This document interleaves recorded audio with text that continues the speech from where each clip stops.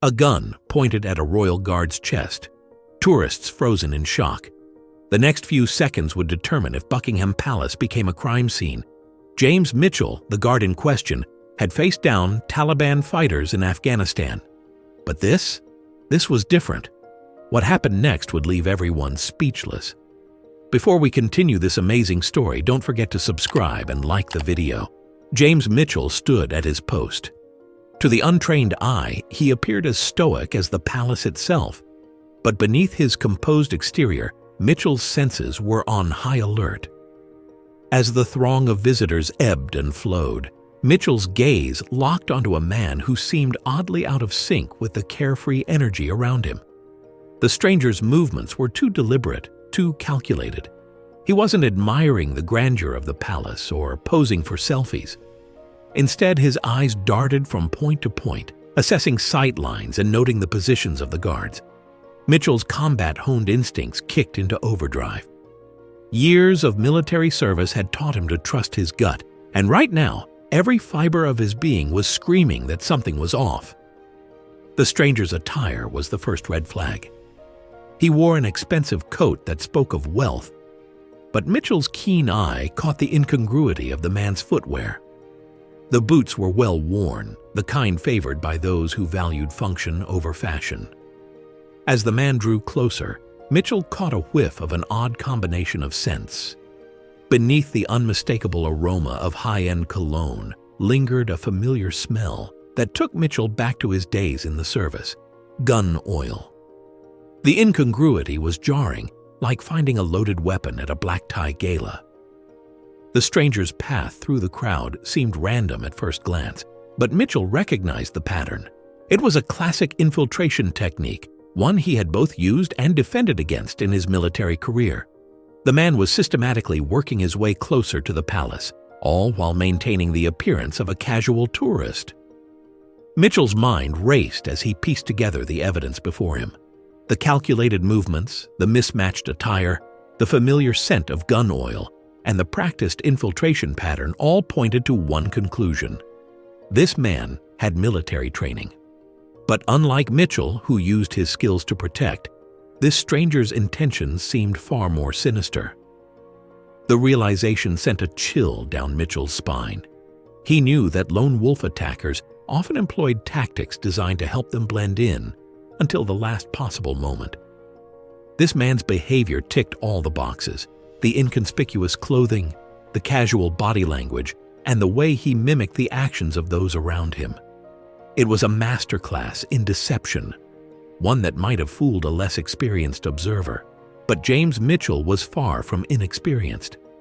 His 2 decades of military service had honed his ability to spot threats in even the most chaotic environments.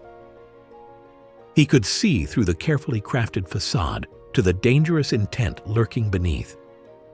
As the stranger drew ever closer to the palace gates, Mitchell felt the tension in the air thicken. The stage was set for a confrontation, but what would be the trigger? Would the man make his move now, or was he merely conducting reconnaissance for a future attack? Mitchell's mind raced through potential scenarios and response strategies. He knew that his next actions could mean the difference between an averted crisis and a national tragedy. The weight of responsibility settled heavily on his shoulders, but Mitchell stood firm, ready to face whatever challenge lay ahead. The tension in the air was palpable as the stranger's voice sliced through the calm atmosphere surrounding Buckingham Palace. His words, dripping with contempt, were like verbal daggers aimed at the very heart of British tradition. Mitchell's ears perked up, his training kicking in as he listened intently to the rhetoric that seemed all too familiar. "Empires crumbling," the man sneered, his eyes scanning the crowd. "Tolerance is weakness." The phrases hung in the air, heavy with implied threat. Mitchell's mind raced, recalling counter-terrorism briefings that had prepared him for such verbal provocations. This wasn't just idle talk. It matched known extremist propaganda channels he had studied. The tourists nearby began to shift uncomfortably, their earlier excitement replaced by growing unease. "I don't like this," a woman whispered to her husband, clutching her child closer. An elderly man, his posture stiffening, muttered, "Heard this rubbish before during the war?" The stranger's words were having an effect, turning what should have been a joyous visit into something darker, more sinister. Mitchell maintained his stone-faced expression, years of training allowing him to mask his inner turmoil. Was this merely the ramblings of a disgruntled individual, or the prelude to something far more dangerous? He couldn't shake the feeling that this verbal assault was just the opening act of a much larger performance. As the man circled closer, his words grew more pointed, each phrase carefully chosen for maximum impact. He seemed to be fishing for a reaction, probing for weaknesses in the crowd's resolve. Mitchell recognized the tactic, framing their ideology as a hidden truth that others were too blind to see. The stranger's accent was a study in careful neutrality, but Mitchell's trained ear caught hints of something harder beneath the surface. It was as if the man was wearing a vocal mask, one that occasionally slipped to reveal glimpses of his true nature. Each phrase felt rehearsed, part of a carefully prepared script designed to provoke and inflame. As the verbal assault intensified, Mitchell observed the psychological impact on the bystanders. The atmosphere had shifted dramatically, transforming from a scene of casual tourism to one charged with potential danger. A young couple exchanged worried glances, while a group of teenagers huddled together, their laughter replaced by nervous whispers. Mitchell's training allowed him to maintain his composure, but he could feel the weight of responsibility settling on his shoulders. He knew that his response to this situation could mean the difference between a peacefully resolved incident and a full-blown crisis. The fugitive's carefully chosen words were like matches thrown into a powder keg of emotions. Mitchell could see the effect rippling through the crowd, some faces hardening with agreement while others recoiled in disgust. "This isn't right," an American tourist said loudly, his voice shaking with anger and fear.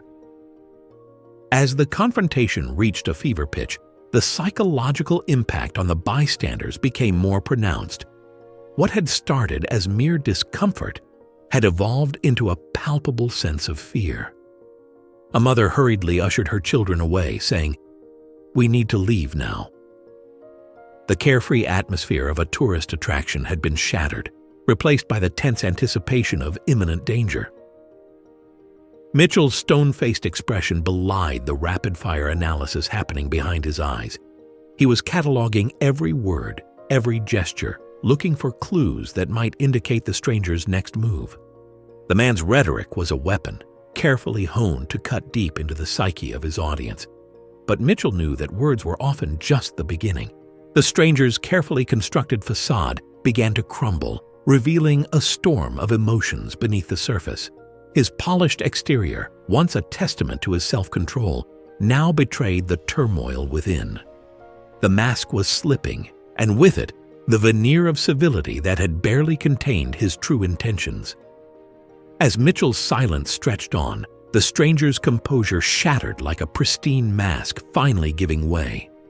His voice took on a sharp edge, words coming faster and harsher. The lack of response from the stoic guard was clearly not the reaction he had anticipated. This unexpected turn of events seemed to throw him off balance, causing his carefully laid plans to unravel. The man's gestures became increasingly animated, his body language revealing the escalating tension within. Gone was the calculated poise, replaced by jerky movements that hinted at a deeper, more volatile nature.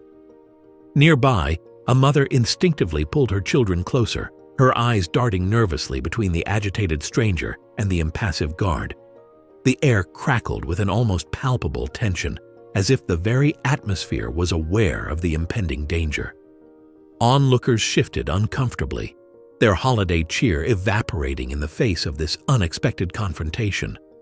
The stranger's eyes, once focused solely on Mitchell, now darted around the area, quickly assessing potential escape routes. As his frustration mounted, the stranger's attacks became more personal, aimed directly at Mitchell. His words, dripping with venom, sought to provoke a reaction from the guard. "You're nothing but a puppet, a mindless drone protecting a dying institution," he spat, his face contorting with rage.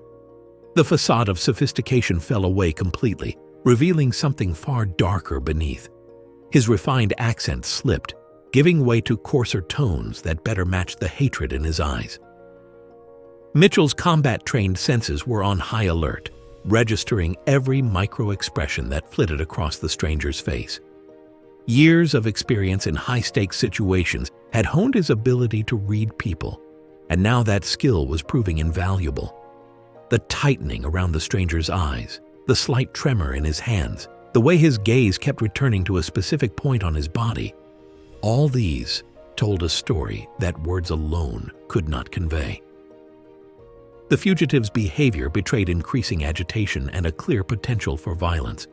His body language had shifted from confrontational to overtly aggressive, with his stance widening and his fists clenching and unclenching at his sides. As the verbal assault reached its peak, the air hummed with the promise of imminent escalation. In that moment, time seemed to slow. Mitchell's training kicked into overdrive, his mind racing through potential scenarios and outcomes. He knew that the next few seconds would be crucial. The onlookers, now fully aware of the danger in their midst, began to back away slowly. Some reached for their phones, fingers hovering over emergency numbers. Mitchell's silence, which had initially seemed like a weakness to the stranger, now radiated an aura of unshakable strength. His steady gaze and rock-steady posture spoke of a man prepared for anything. As the stranger's tirade reached a fever pitch, Mitchell's hand moved almost imperceptibly closer to his side, ready to act at a moment's notice. The air crackled with tension as everyone present waited to see what would happen next. Would cooler heads prevail, or was London about to witness a tragedy on one of its most iconic streets? The stranger's hand moved with practiced precision, a motion that caught Mitchell's eye like a flare in the night sky. Time seemed to stretch and slow, each heartbeat thundering in his ears as he watched the fabric of the expensive coat part. The elderly veteran's eyes widened in recognition, spotting a telltale sign that others had missed. Sometimes the most dangerous moments arrive not with a bang, but with a whisper of fabric. Sunlight glinted off blued steel as the weapon emerged from its hiding place.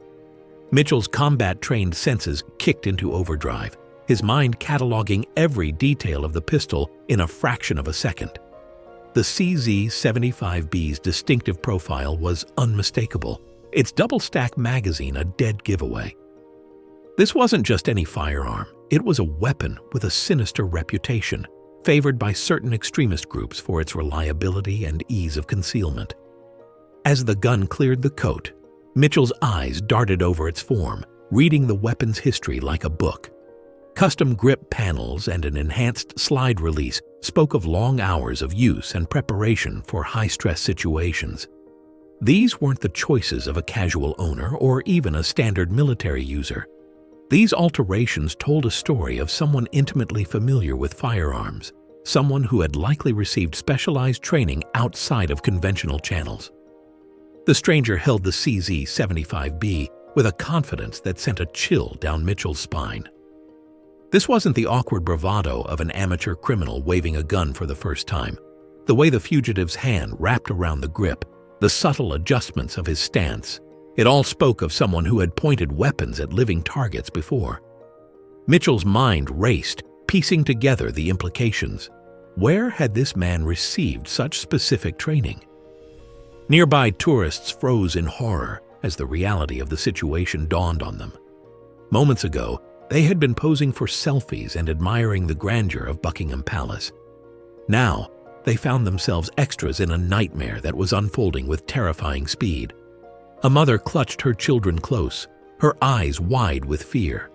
An American couple, still jet-lagged from their long flight, stood rooted to the spot, their matching "I Love London" t-shirts a stark contrast to the deadly scene before them.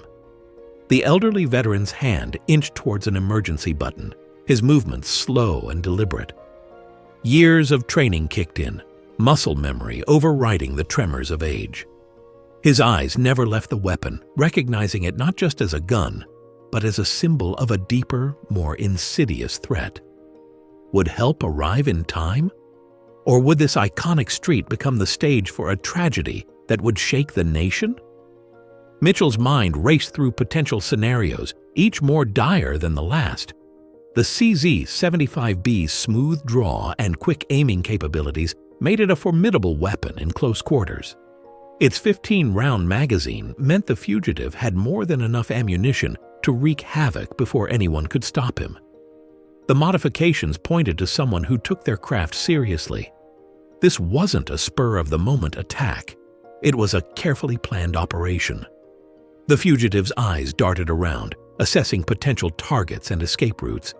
His grip on the weapon tightened, knuckles whitening with tension. The polished exterior that had fooled so many was now completely gone, replaced by a raw intensity that radiated danger. This was a man on a mission, driven by an ideology that saw violence as a necessary means to an end. Mitchell's training screamed at him to act, but he held his ground. The gun was out, but not yet aimed. These next few seconds would be crucial. One wrong move could turn this tense standoff into a bloodbath. He knew he had to time his response perfectly, waiting for the right moment to neutralize the threat without endangering the civilians around him. The air in front of Buckingham Palace thickened, time slowing as the fugitive's hand moved with deliberate precision. Mitchell stood unwavering, his training screaming for action while duty demanded stillness. He teetered on the precipice between order and chaos, his internal battle raging. The CZ-75B rose with agonizing slowness. Mitchell's combat-honed senses registered every detail: the angle of the weapon, the tension in the fugitive's arm, the slight tremor in his hand. Sweat beaded on the fugitive's forehead, glistening in the afternoon sun. Mitchell's eyes remained fixed ahead, his focus razor-sharp. Years of training allowed him to maintain a broader awareness, cataloging potential threats and escape routes while keeping the fugitive in his crosshairs. His body coiled tight, ready to explode into action at a millisecond's notice. The fugitive's mouth moved, forming words that hung in the air between them. Was it a declaration of twisted ideology, a final attempt to justify his actions? Or perhaps a moment of hesitation, a last grasp at humanity? Every muscle in Mitchell's body tensed, ready for whatever came next. His mind raced through potential scenarios, weighing options and outcomes with lightning speed. The psychological state of both men crackled in the air, influencing their actions in ways that went beyond conscious thought. As the fugitive's finger inched closer to the trigger, time snapped back into motion. They stood one heartbeat away from irreversible action. Would Mitchell's training prove sufficient in the face of this unexpected threat? Or would the peace of a sunny London afternoon shatter into chaos? In that frozen moment, the weight of duty and the sanctity of human life hung in the balance. Mitchell's internal struggle reflected the mental conditioning guards undergo, balancing ceremony with the ever-present potential for violence. The fugitive's eyes, wild with fear and determination, locked onto Mitchell's. A silent communication passed between them, predator and prey, though it wasn't clear who was which. The air hummed with potential energy, like a coiled spring waiting to be released. Onlookers held their breath, frozen by the palpable tension. Children clung to their parents, wide-eyed and uncomprehending. The elderly veteran, his hand hovering near the emergency button, watched with grim understanding born of past conflicts. In high-stress situations like this, individuals often experience a phenomenon known as tunnel vision, their awareness narrowing to a pinpoint. But Mitchell's years of training allowed him to maintain a broader perspective, assessing the entire scene even as he focused on the immediate threat. The decision-making process in such scenarios involves a rapid assessment of the threat, where trained individuals rely on instinct and muscle memory honed through countless hours of practice. In life-or-death confrontations, trained personnel can react in as little as 0.2 to 0.5 seconds, a blink of an eye that could mean the difference between life and death. Mitchell's unwavering posture and focus exemplified the mental discipline required in such confrontations, where maintaining composure can be critical to survival and effective response. His internal battle raged on, a reflection of the mental tightrope walk between symbol and protector that guards must navigate. In the next instant, the tableau shattered. The fugitive's arm tensed, the weapon rising those final crucial inches. Mitchell's body, honed by years of training and combat, prepared to unleash a lightning-fast response. The next few seconds would determine not just their fates, but the safety of everyone in the vicinity. The world seemed to pause, caught in a moment of suspended disbelief. Mitchell's hand shot out with lightning speed, his body transforming from ceremonial guard to combat operator in less than a heartbeat.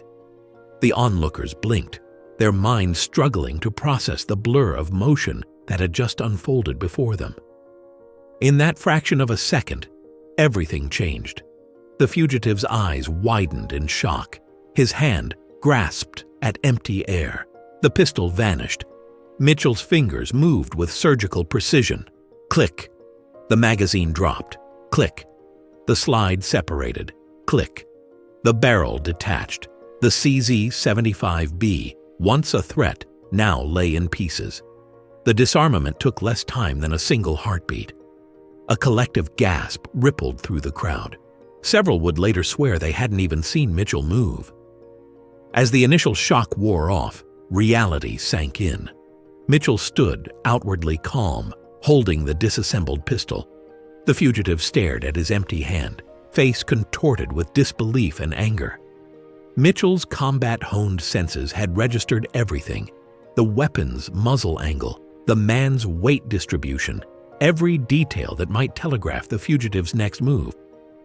The weapon told its own story: custom grip, extended magazine, well, trigger job. Mitchell's trained eyes cataloged each modification.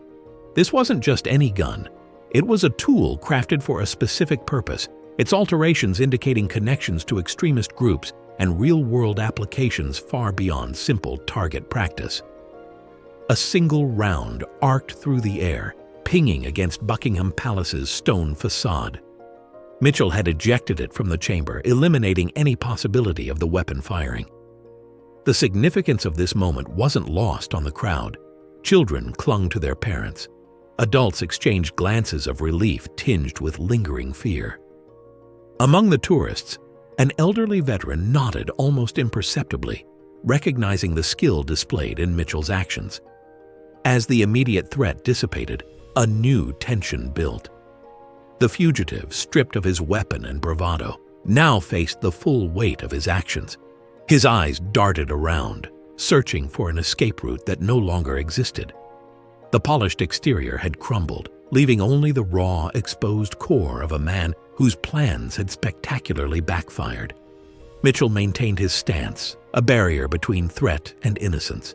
His mind raced. Was the gun the only weapon? Were there accomplices in the crowd? The next few moments would be crucial in ensuring the safety of everyone present. The silence that followed was deafening. It was as if the world held its breath, waiting to see what would happen next. In that quiet, the full impact of what had just been averted began to settle. Lives saved.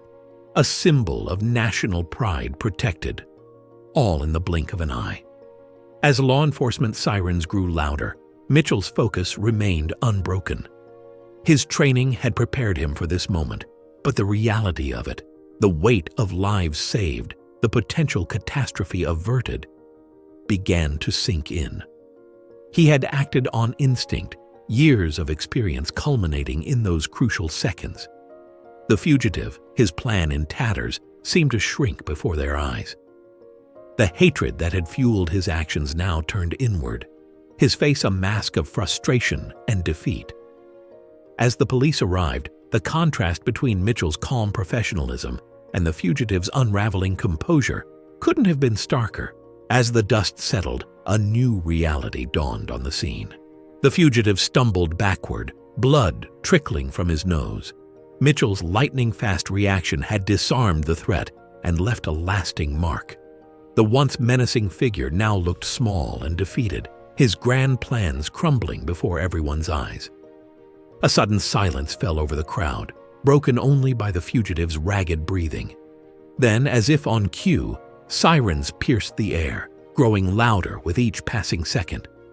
The wail of approaching police vehicles shattered the eerie calm, jolting onlookers back to the present. Mitchell's demeanor shifted seamlessly from ceremonial guard to seasoned operative. He began rattling off observations about the weapon he had just disarmed, his eyes scanning every inch of the modified CZ-75B. "The custom sights and titanium guide rod aren't standard issue," Mitchell reported, his voice steady and professional. "This level of modification suggests connections to a specific weapons modifier based in Montenegro." The elderly veteran, who had been watching the scene unfold with a mixture of awe and recognition, approached Mitchell. His weathered hand rose in a crisp salute, a gesture of respect from one serviceman to another. In that moment, a silent understanding passed between them, a shared appreciation for duty, discipline, and the weight of protecting others. As the veteran lowered his hand, he spoke softly. "Well done, son. You've done us proud today." Mitchell nodded, the gravity of the situation etched in the lines of his face. The connection between the two men spoke volumes about the brotherhood forged in service, transcending generations and uniforms. The area around Buckingham Palace transformed into a hive of activity as police swarmed the scene. Officers moved with practiced efficiency, securing the perimeter and beginning to gather witness statements. Forensics teams descended, documenting evidence and collecting samples that would prove crucial in unraveling the larger threat behind this attempted attack. Mitchell found himself surrounded by detectives, eager to glean every detail from his encounter. He provided information with the precision of a trained operative, leaving no stone unturned. The suspect's rhetoric aligned with known extremist groups, Mitchell explained. His initial approach used classic infiltration techniques, but his composure broke down quickly under pressure. The weapon choice and modifications suggest connections to a larger network, possibly with international ties. As the immediate danger passed, the psychological impact of the incident began to ripple through the crowd. Witnesses, who moments ago had been frozen in fear, now found their voices. The air filled with a mixture of relief, shock, and lingering anxiety. One woman, her voice still shaky, described the scene to a police officer. "It was terrifying. I wanted to scream, but I couldn't make a sound. I've never felt so helpless." The elderly veteran, now speaking with a different officer, offered a more measured perspective. "I've seen my share of close calls, but this was something else. That guard moved faster than I thought possible. Saved a lot of lives today, no doubt about it." As the forensics team continued their work, the full scope of what had transpired began to emerge. The wealth of evidence being collected painted a picture of a much larger threat that had been narrowly averted thanks to Mitchell's quick thinking and exceptional training. The foiled attack at Buckingham Palace served as a stark reminder of the Royal Guard's dual role. James Mitchell's swift action neutralized a dangerous situation, reinforcing public trust in security. As the commotion subsided, a profound shift in perception occurred. Visitors now viewed the guards with awe and gratitude, recognizing the weight of their presence. Mitchell's composure under pressure exemplified the guards' rigorous training and dedication. His actions reminded us that in an unpredictable world, some stand ready to safeguard our cherished traditions. The incident sparked reflection on the importance of vigilance and appreciation for those who protect us, even when threats remain unseen.